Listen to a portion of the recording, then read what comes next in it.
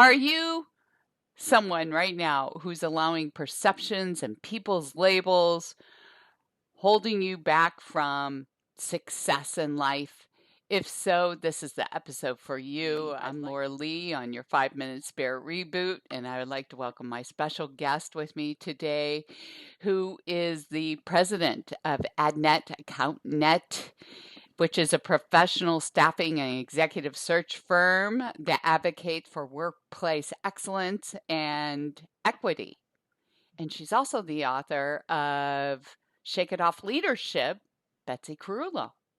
Welcome. Thank you so much, Laura Lee. Nice to be here. And I thought this was a good subject because it's something we've all encountered in our life, no matter if it's age or our gender or our race or someone who's out there who's disabled. What kind of labels have you encountered that inspired this book? Well, the obvious is being a woman and then being LGBTQ. That hit hard. And then getting older, ageism. I'm the wonderful age of 60, but still people make assumptions and stereotypes about that as well. Right. But you're owning it. I love it. Right. Yeah. And I think that's the key because you talk about releasing the perceptions, but actually leaning into the label. So can you explain more about that? Sure.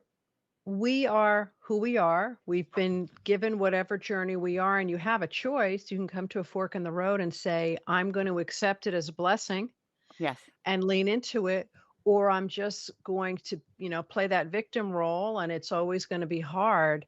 And sometimes on some days it's a mixture of both. I have just gotten to a point in my life and my career where I know that some of the labels still have negative connotations because people out there want to continue to do that.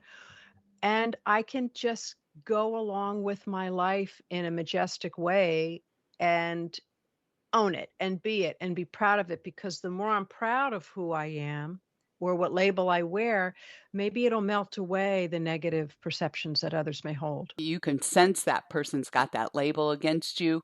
Do you avoid those type of people, or do you try harder to prove to them your other qualities? Both. So obviously with the pandemic over the past 2 years, it's kind of been easy to avoid some of those scenarios. But as the world has reopened and I've gone back into certain instances, I'm more choosy where I go.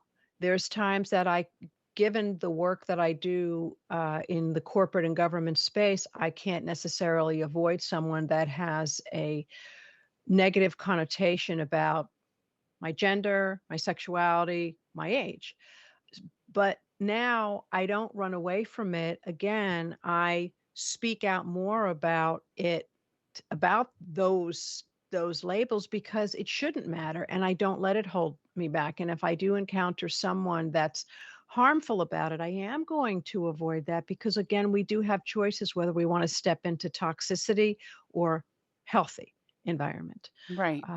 And I do my best. That's part of what I wanted to accomplish with the book. I do my best to open up one mind and one heart, one at a time. So what's your big takeaway for our listeners? Is to embrace who you are, be proud of it, because when you are proud of whatever label you are, it really it permeates around you, it becomes you. But if you just walk in that elegance and that grace, people get it, and the negativity slips off you. Love that. Thank you for sharing your wisdom, Betsy. Where can people find Shake It Off Leadership if they'd like to read more?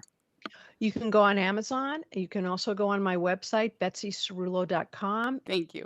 And if you like this episode of 5-Minute Spare Reboot and you would like more, all you have to do is subscribe to this channel. And it's also part of the Radio Medium Laura Lee segment, which is on any podcast forum.